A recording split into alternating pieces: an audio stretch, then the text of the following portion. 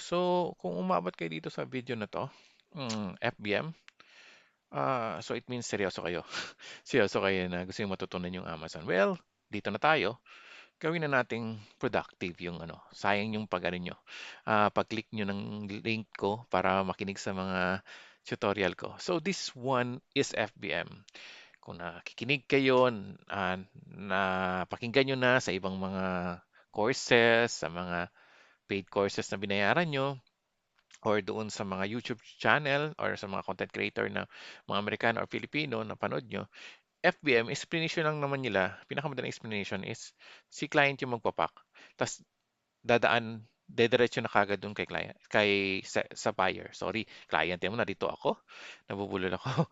So, si client nyo, dedirect niya yung product doon mismo sa customer. Hindi na dadaan doon sa warehouse ni Amazon. So, hindi nyo gagamitin yung storage ni Amazon, yung warehouse niya. So, hanap lang kayo ng courier.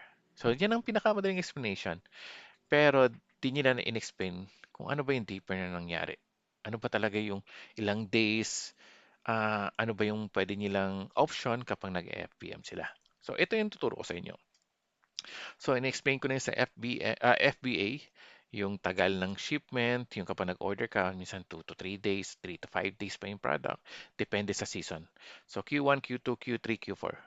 So, dapat alam nyo rin yan, mga seasonal yan, alam nyo. So, ikaw, PRVA, eto, source ng source.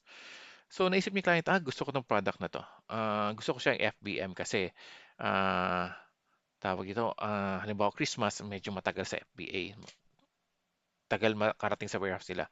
Then, matagal lalabas sa Amazon. So, FBM ko siya. Sample lang December ngayon. Sample lang. And then, ang gagawin niya is bibili niya yung product. So, may dalawang option si client mo. Okay, si client pwede niyang gawin is ipadala sa bahay niya or ipapadala sa prep center. So nakita niyo sa FBA, pareha sila. Kayo rin nagpapak. Pansin niyo? Okay? So, ang kaibahan lang nila sa FBA is ipapadala mo pa sa warehouse ng Amazon. Etong kay FBM hindi. So, direct mo ipapadala sa buyer. Okay? Ang iba ngayon sa mga millennials, marami akong kitang mga millennials, so sabihin natin mga bagong seller ngayon sa Amazon, is kumukuha na sila ng prep center. Nag-offer na yung prep center ng FBM. Okay, so paano yung process kapag ganun? So kapag yung process is si client ang nagpapak sa bahay niya, is kukuha siya ng courier. So outside sa Amazon, kukuha talaga siya ng courier. Kasi si Amazon sa FBA, kung papasin niyo, nag-a-assign siya ng courier. Ito sa FBM, hindi. Ikaw yung hahanap. Okay, ikaw yung magse-set ng ilang days yung shipment mo, tapos saan pwede lang i-ship. Halimbawa, bawal yung sa mga Hawaii, mga ganun. Outside USA, bawal yun. Yun ilalagay mo sa FBM. Yung iba sa prep center. So, paano nangyaring FBM? So, nangyayari yung kapag nagpapaka ng product is ganito. Kapag nag-order lang si customer, kapag may nag-order sa'yo, ipapak mo na yung product. Okay, si prep center o ikaw. Yun lang yun Oh, sorry, client para. Sorry, si client. Hayaan nyo na. Parang ikaw. Yun na lang. Kasi kayo rin ang humahawak or ikaw yung kasangka niya. Uy, tinan mo, ang lalim ng Tagalog ko. Ikaw yung, ano niya, body-body niya sa mga ganito. So, kapag naka-assign na kayo ng courier, ito ang gagawin lang is ipapack yung, minsan kasi sa prep center, 1 day to 2 days. Depende nga. Pero madalas kapag nagkaroon na ng ganito, nagkaroon na ng matibay na pagsasama o Tagalog parang kabit lang. Yung client tsaka yung prep center, minsan, sige, matagal na kitang customer, so bibilisan ko to, 1 day lang okay na to. Sa lahat kasi ng prep center, meron kayong sabi ko, may group chat kayo. Meron kayo sa WhatsApp or sa Slack, pinapa-join nyo lang yung agent, siya yung contact person nyo. So, halimbawa, kapag FBM, may order ako FBM, pakipack na tong product na to, send mo lang yung details. So, kapag nandito na yung details, nalaman yung prep center, okay, tapos tatanong yung prep center, kailan mo ipapick up, or ito 1 day, bukas mo pwede mo ipapick up ganitong oras. So, tatawagan niyo yung courier, ito yung courier, ano ba itong courier, sample lang, assign ng courier, sasabihin mo sa courier, pipick up mo bukas ganitong oras. Okay? Dapat aware ka rin sa prep center schedule, kung ano yung available days nila tsaka anong oras. Kasi ang common is ganito, 9 to 5, Monday, Thursday, EST and then yung Friday is 8 to 12. Half day lang sila. Okay? Saturday, Sunday, wala. So, eto yun. Dapat aware ka din sa mga ganun. Tatanungin ng client mo. Or minsan hindi natatanong ng client mo, i-remind mo na lang siya. Okay? Para sabihin, expert ako eh. Alam ko ito eh. Ganun. Para malaman ni client na, totoo pala talaga magaling siya. Joke lang. Ganun. Fake it till you make it. Nope. Kapag na ano na contact na kay courier, pipick up ni courier kay prep center or sa bahay ni client, and then papadala kay customer. So, pagpadala kay customer, ikaw magmo-monitor ng inventory mo ngayon. Titingnan mo yung inventory mo o ilan na nang naubos or magkakaroon ka ng bad review. Kapag nagkaroon ka ng bad review di sa FPM, is pwede mong i-contact na makiusap ka na kung pwede i-take down yung bad review. Pero kung FBA ka, sila na yung nagtatanggal, si Amazon na mismo. And by the way, bawal na sa FBA bawal nang mag-contact sa mga buyer mo para maghingi ng review sa store mo. Bawal na siya. At least save nyo na lang ngayon. At least kung nakikinig talaga kayo sa mga training ko, at least yun, giveaways ko. Minsan nakakalimutan kasi ilagay dito. At least ngayon, alam nyo na. So, ito yung process 2 to 5 days talaga ang madalas na ina-assign ko kapag nagkaroon ng shipment plan. Okay? Shipment plan kasi yun eh. Yun i-assign mo yung how many days ang shipment, expected na marireceive ni customer, nandoon yun. So, ipopost ko na lang siguro sa Facebook or anything or gagawin ko ng video na lang next time. Hopefully, maalala ko. So, nandito na tayo sa FBM. Diretso na lang natin. Anong pakakaiba ni FBA sa FBM? Ito, pwede nyo tingnan nyo lang muna. Pero explain ko na mas madali na lang. Okay? FBA mahal. FBM, medyo mura. Medyo mura. Parang, mga $5, mga ganun kakaiba. FBA kasi, hindi siya worth it kapag nasa Q4. Honest to goodness, not unless prepared ka, halimbawa papasok na yung Q4, yung product, halimbawa, tawag dito, Halloween or Thanksgiving, dapat yung September pa lang prepare ka na eh.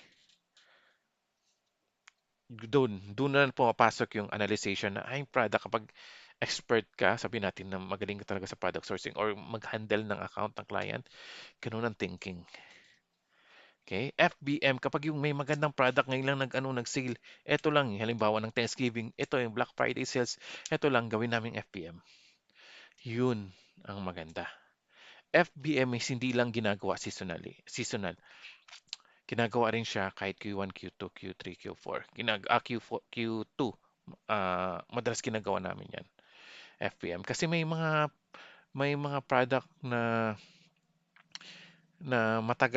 matagal i-ship ni FBA, nagkakaroon ng problema tapos gusto mo lang maubos kaagad yung product. Okay? So, ano mo lang FBM mo para mabilis. Lalo na fast selling, FBM lang talaga kami. Hindi namin ni FBA. Pero not unless may trabaho si client, hindi niya kaya i-handle everything. So, mag-FBA talaga siya with the help of the prep center. Okay? Ang FBA is ano ka talaga, tawag dito, halos hawak mong $5. FBA, yung buy box, yung kulay pink, nasa kita nyo. Next time, i-explain ko yung sa Kipa. Yun, safe kayo doon. Parang always pwede nyo kunin yung buy box. Sa FBM naman, nakukuha rin yung buy box. Pero depende sa nakasetup. Tulad nga sinabi ko kanina, depende sa nakasetup doon sa shipment plan mo. Hopefully, it makes sense ba or magulo? Medyo nga magulo. Tama, 'di ba? Medyo magulo. Pero kung everyday niyo pinapag-alagi niyo ng ginagawa, madali na lang intindihin. Okay? So, ito na, higher fees. Nga sabi ko, sa FBA, higher fees. Kapag matagal yung storage mo, I think mga 2 months, lalaki yung fees mo. Lalo na kapag Q4, tataas yung fees. Mataas yung fees, lalo na sa mga meltables product. Mataas talaga yan. So, ang FBA kasi is nakatanggal kasi siya ng bad review. Yun ang nagustuhan ko rin. It doesn't mean na kapag nag-FBA ka, FBA lang. Dapat haluan mo ng FBM.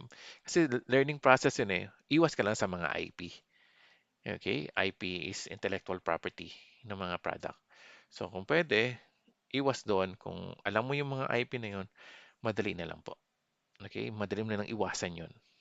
So sa FBM, ito nga, lower fees, more control, no long-term storage fees kasi hindi nga tatagal doon sa sa warehouse ni Amazon. Yun ang pakaiba niya eh. Yung warehouse na tataguan doon. Kasi secure naman eh. Secure yung product mo doon sa FBA. Pero meron yung mga, sabihin ko na kagad, yung ah,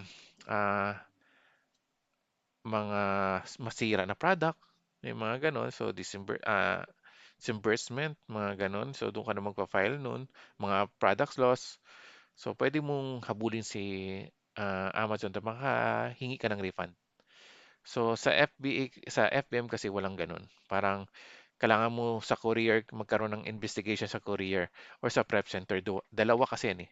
Doon ka lang magkaroon ng investigation. Kung nagkamali si prep center, siya yung magbabayad. Kung nagkamali si courier, minsan hindi naman nagkakaroon ng ganun, wala naman nagkakaroon ng refund, reklamo ka ng reklamo, pero wala rin nangyayari. So, yun yung risk ng FBM.